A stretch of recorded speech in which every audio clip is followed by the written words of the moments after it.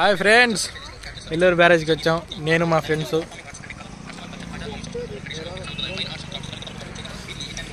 సాయి యూట్యూబ్లో వీడియోలు చూస్తున్నాడు, ఇంకో సాయి వీడియోలు చూస్తున్నాడు. నెల్లూరు బ్యారేజ్ కొత్తగా కట్టారు, ఓపెన్ చేశారు. అక్కడ కనబడేది రంగనాయకుల స్వామి గుడి. వెళ్దాం, కొంచెం ముందుకి వెళ్దాం. ఇప్పుడు ముందుకు వెళ్దాం.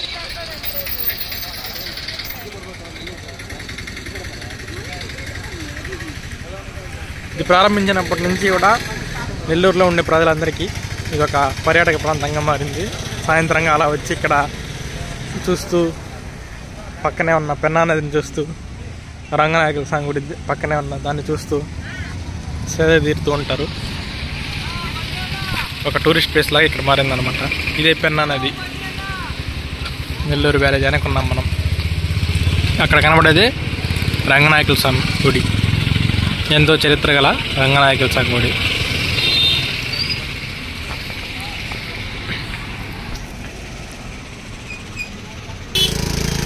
ఇక్కడ నెల్లూరు బ్యారేజ్ నుంచి ఎలా వెళ్తే చెరుకు ఫ్యాక్టరీ వస్తుంది అనమాట. మనం ఇప్పుడు ఇలా తిరగదాం.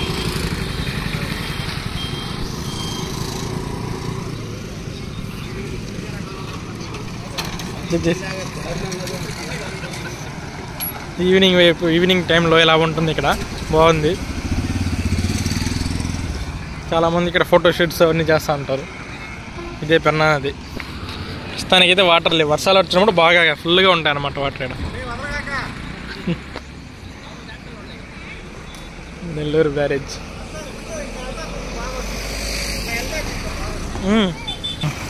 మేము ఇప్పుడు నెల్లూరు బ్యారేజ్ నుంచి స్టార్ట్ అయ్యామన్నమాట. చూడండి ఫ్రెండ్స్ ఎలా ఉందో.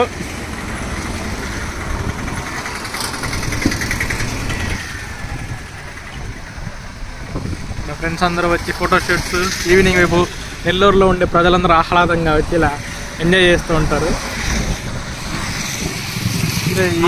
ఈ లైటింగ్ కలర్ దేనికి సంబంధించి ఒకసారి గెస్ట్ చేసి కామెంట్ చేయండి.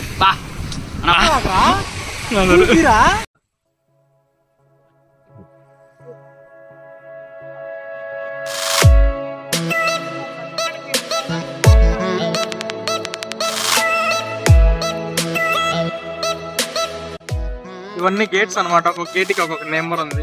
P19, P20 అలాగా. వాటర్ వదిలేటప్పుడు ఒకవేళ ఎక్కువైపోతే వాటర్ దాంతో ఎత్తుతారు అనమాట పై నుంచి. అక్కడైతే మామూలు నార్మల్ ప్రజలకైతే అలో లేదు, ఇంతవరకే అలో అనమాట. ఇది నెల్లూరు బ్యారేజ్. అక్కడ ట్రైన్లో వెళ్ళేటప్పుడు బాగా కనిపిస్తుంది. ట్రైన్లో వెళ్ళేటప్పుడు ఇంకా అక్కడ రోడ్డు ఉంది, అక్కడ నుంచి వెళ్ళేటప్పుడు అయితే వ్యూ చాలా బాగుంటుంది. ఎప్పుడైనా మీరు నెల్లూరుకి వస్తే ఖచ్చితంగా చూడాల్సిన ప్లేస్.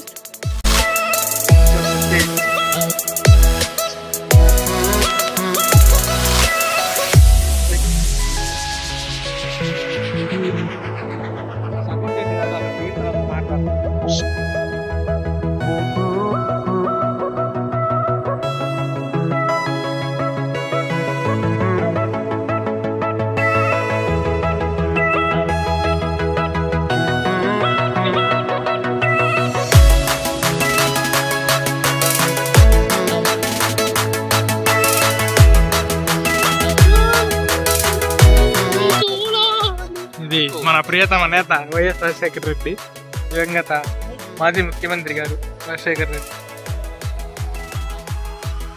దీనిని జగన్మోహన్ రెడ్డి గారు వచ్చి ఓపెన్ చేశారు. తెలిసిందే నెల్లూరు బ్యారేజ్. ఇక్కడ ఇదే రంగనాయకుల స్వామి టెంపుల్. ఆ గుడి ముందు నుంచి వెళ్ళబో. ఇప్పుడు ఆ గుడి ముందు నుంచే వెళ్ళబోతాం. ఇప్పుడు ఆ గుడి ముందు నుంచే మేము వెళ్ళబోతున్నాం. ఆ గుడిని కూడా మీకు చూపిస్తాను.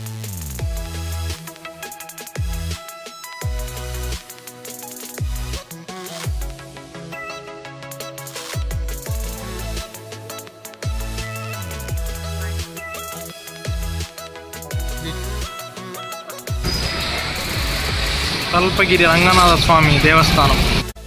మహాపుణ్యక్షేత్రాల పర్యటనలో భాగంగా ఇక్కడికి వచ్చిన కశ్యప ముని ఇక్కడ పౌండరీక యాగం నిర్వహించారు. అతని భక్తికి మెచ్చిన నారాయణుడు ఆ ప్రాంతం భక్తుల ఆదరణతో పరిడవిల్లుతుందని అక్కడ శ్రీ రంగనాథ స్వామిగా వెలిశారు. మరో కథనం ప్రకారం కశ్యప మహర్షి యజ్ఞంలో నుంచి ఉద్భవించిన త్రేతాగ్ని జ్వాలల ఒకటి శ్రీ రంగనాథ స్వామి ఆలయంగా, మరొకటి జొన్నవాడ కామాక్షమ్మ ఆలయంగా, మరొకటి వేదగిరి నరసింహస్వామి క్షేత్రంగా వెలిసినట్లు స్కందపురాణం వైష్ణవ సంహితలో ప్రస్తావన ఉంది. 12వ శతాబ్దానికి చెందిన ఈ దేవాలయం మొదట శ్రీ వైకుంఠంగా పిలువబడేది. 17వ శతాబ్దం తర్వాత ఈ దేవాలయం శ్రీ తల్పగిరి రంగనాథ స్వామి ఆలయంగా ప్రసిద్ధి చెందింది. 7 మరియు 8వ శతాబ్దంలో సింహపురిని ఏలిన పల్లవరాజులు ఈ ఆలయాన్ని నిర్మించినట్లు చెప్పబడుతుంది. 1879వ సంవత్సరంలో శ్రీ ఏరిగేటి వెంకటాచలం పంతులు గారు ఈ ఆలయ తూర్పు రాజగోపురాన్ని నిర్మింపజేశారు. ఈ ఆలయ విశేషాలు, స్థల పురాణం అన్నీ కూడా నేను వికీపీడియా మరియు ఇంటర్నెట్లో కొన్ని విషయాలు సేకరించి మీకు తెలియజేశాను. ఈ ఛానల్లో మరిన్ని వీడియోస్ కావాలనుకునేవారు సబ్స్క్రైబ్ చేసుకొని ఫాలో అవ్వగలరు. ధన్యవాదాలు. నెల్లూరులో కొత్తగా ఓపెన్ అయింది.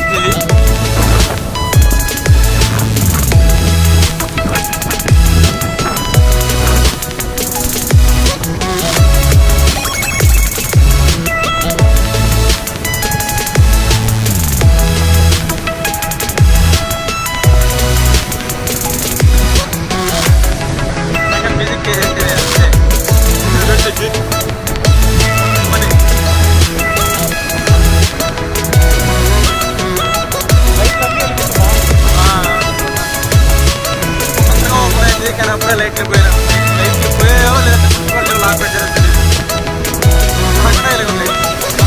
ఒక ఆగింది కరెంట్ని ఆదా చేస్తాం మున్సిపాలిటీ, నెల్లూరు మున్సిపాలిటీ